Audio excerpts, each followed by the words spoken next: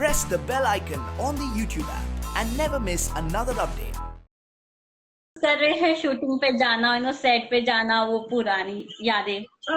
Yes of course, because मैंने बोला ही था कि शादी के बाद मुझे ब्रेक लेना था, जो कि मेरा ब्रेक काफी पहले कंप्लीट हो गया, कोरोना के आने से पहले कंप्लीट हो गया। मैं बस मैंने मीटिंग्स वगैरह चालू की थी, स्टार्ट ही की थी, बट ऐसी सिचुएशन आ गई कि सब कुछ ठप हो गया वहीं पे। बट ये है कि अगर वापस से शुरू कर रहे हैं तो कहीं ना कहीं हम लोगों के लिए भी गुड न्यूज है, प्लस कहीं ना कहीं एक डर भी है, इंटरनली एक डर भी होता है ना कि ऐसी सिचुएशन में सेट पे जाके शूट करना, कहीं कुछ गड़बड़ ना हो जाए यार, एक डर भी रहता है। लेकिन सिचुएशन ऐसी है कि घर पे नहीं बैठ सकते यार, वो काम है, बहुत हो गया काम है वो हमारा। एंड यस, आगे बढ़ना है लाइफ में, घर पे बैठ के। अभी तो देखिए कोरोना के लिए ऐसे भी बोल रहे हैं कि आपको कोई भी सिम्टम्स भी नहीं होंगे तो भी आपको कोरोना हो रहा है, राइट? वो किसी भी रूप में आपके सामने आ सकता है। आप कितनी सेफ्टी करोगे यार? आप ठीक है, आप बाहर थोड़ा बहुत तो निकलोगे, मार्केट से सामान तो लोगे जाके, आप जितनी देर सामान लेकर आया वो कहीं ना कहीं से कुछ भी हो सकता है। सिर्फ इस डर की वजह से कहीं हमें हो ना जाए, घर पे बैठ जाएंगे तो वो नहीं है। लेकिन ये है कि भाई जो रूल्स हैं आप अगर उनको प्रॉपर फॉलो करके चलेंगे तो कहीं ना कहीं से इसमें हमारी सेफ्टी है, प्लस हमारे आसपास वाले लोगों की सेफ्टी है।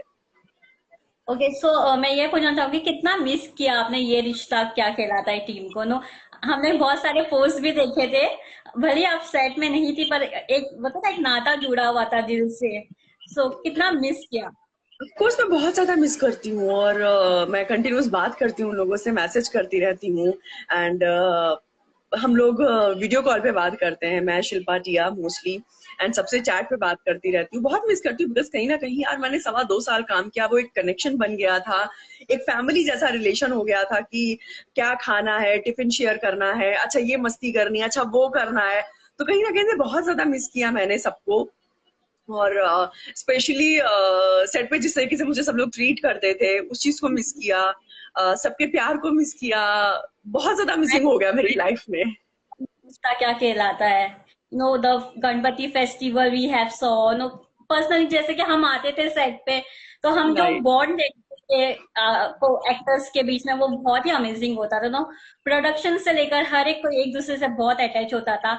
कितना मतलब लगता है ये set, this production house as compare to other you have work, एक अलग पता है क्या, लाइक जितना मैंने देखा है कि लाइक जो मेरी सोच है कि मेरा हर किसी के साथ इतना अच्छा हो जाता है ना सेट पे, कि मैं वो चाहती हूँ कि मुझे इनके साथ काम करना है तो मुझे ऑफकोर्स फैमिली की तरह रहना होगा।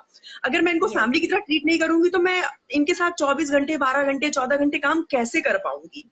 तो मैं इतनी यूज टू हूं ना अपने सेट की, अपने काम के लिए, मैं इतनी पैशनेट हूँ अपने काम के लिए कि मैं ऐसा कर देती हूँ सेट पे माहौल कि सबके साथ मेरी फ्रेंडशिप हो जाती है। कहीं ना कहीं इनके साथ कनेक्शन अलग है बिकॉज सबसे पुराना कनेक्शन है मेरा, बिकॉज राजन सर ने मुझे चांस दिया था, विदाई में उन्होंने मुझे लॉन्च किया था, तो कहीं ना कहीं वो एक बहुत डिफरेंट कनेक्शन है। और यहाँ पे मेरा थोड़ा ऐसा है कि मैं ऐसे कर लेती हूँ, मैं ऐसे कर लेती हूँ, तो रोक टोक वाली बात नहीं है। तो कभी भी कुछ ऐसे मेजर सीक्वेंसेस आए जहाँ पे लाइक ऐसा करते हैं ऐसा करते हैं, तो वहां पे मैं सर से ही डायरेक्टली बात कर लिया करती थी, सर मैंने ऐसे सोचा है, हाँ तुम भी करो, और डायरेक्टर से भी पूछो, ऐसे नहीं कि तुम अपने मन से। नहीं मैं सब पूछूंगी ऑफकोर्स, डायरेक्टर से पूछ के करूंगी पता चले अपनी धाक जता के अपने हिसाब से सब कुछ करे जा रही है। मैंने कहा नहीं सर, कुछ परमिशन लूंगी मैं।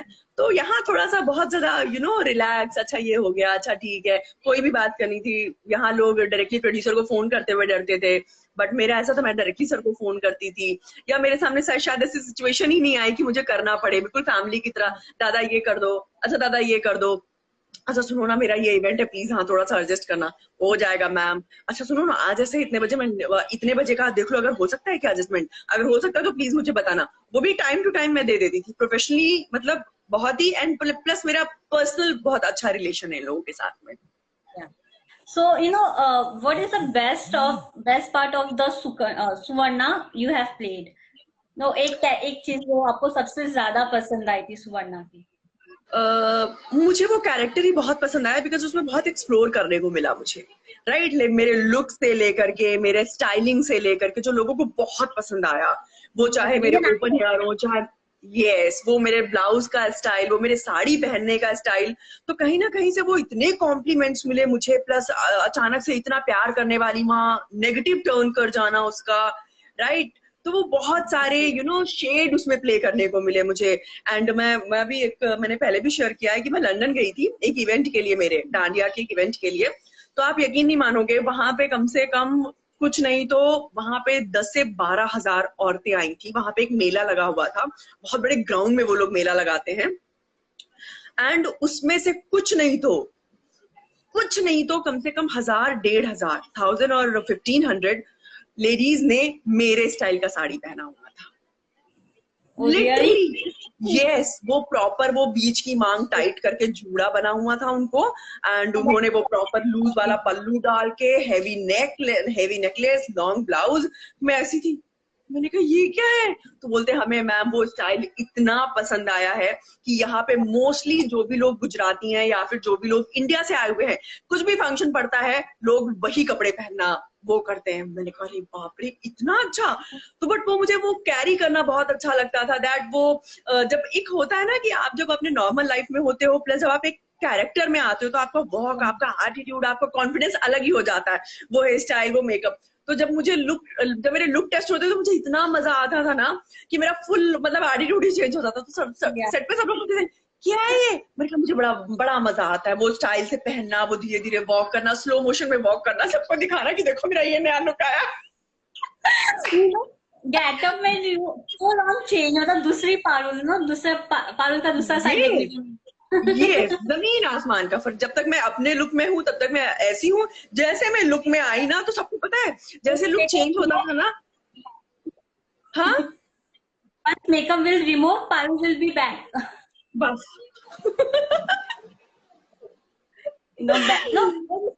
Because for that also, no, for the jewelries, for the dressing style, for the traditional look and the rituals you guys have shown on the TV, सबने वही एक कनेक्शन है जो सबको जोड़ा हुआ रखा है।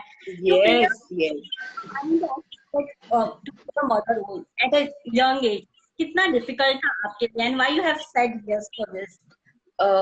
देखिए मैं जैसे कि मैंने पहले भी बोला है कि सर के साथ मेरा कनेक्शन ऐसा था, he is like my father, ठीक है। Yeah.